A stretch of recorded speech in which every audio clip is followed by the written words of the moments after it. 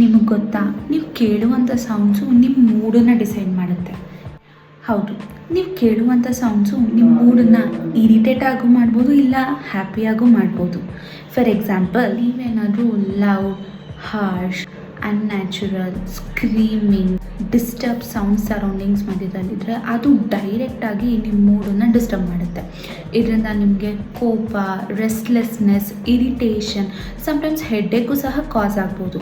ಅದೇ ನೀವು soothing, waterfall, ಸಮುದ್ರ, ಪಕ್ಷಿ, ನದಿ, ಗಂಟೆಗಳ ಸೌಂಡ್ ಮಧ್ಯದಲ್ಲಿದ್ದರೆ ನಿಮ್ಮ ಮೂಡು ಆಟೋಮೆಟಿಕ್ಕಾಗಿ ಕಾಮ್ ಆ್ಯಂಡ್ ರಿಲ್ಯಾಕ್ಸ್ಡ್ ಆಗುತ್ತೆ. ಸೊ ಬೇಸಿಕಲಿ ನೀವು ಯಾವ ಸೌಂಡ್ ಕೇಳ್ತೀರೋ ಅದಕ್ಕೆ ತಕ್ಕನಂಗೆ ನಿಮ್ಮ ಬಾಡಿ ರಿಯಾಕ್ಟ್ ಆಗುತ್ತೆ. ಅದಕ್ಕೆ morning to evening calm and composed ಆಗಬೇಕು ಅಂತಂದರೆ ಮರೀದೇನೆ ಸೂರ್ಯೋದಯ ಹಾಗೂ ಸೂರ್ಯಾಸ್ತ ಸಮಯದಲ್ಲಿ ಮಂತ್ರಗಳನ್ನ ಪಠಣೆ ಮಾಡಲಿಕ್ಕೆ ಸ್ಟಾರ್ಟ್ ಮಾಡಿ, ಇಲ್ಲಾಂತಂದರೆ ಮಂತ್ರಗಳನ್ನ ಕೇಳಲಿಕ್ಕೆ ಸ್ಟಾರ್ಟ್ ಮಾಡಿ.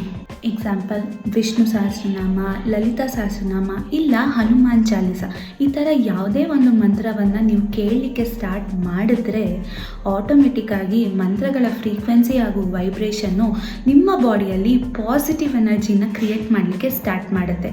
ಇದು ನಿಮ್ಮನ್ನ ರಿಲ್ಯಾಕ್ಸ್ ಆಗಿ ಇರಲಿಕ್ಕೆ ಹೆಲ್ಪ್ ಮಾಡುತ್ತೆ ಮತ್ತು ನಿಮ್ಮ ಡೇ ಬೆಟರ್ ಆಗಿರುತ್ತೆ. ಗೊತ್ತಾಯ್ತಲ್ಲ?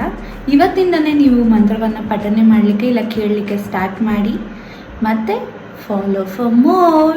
Jai Dhanvantri.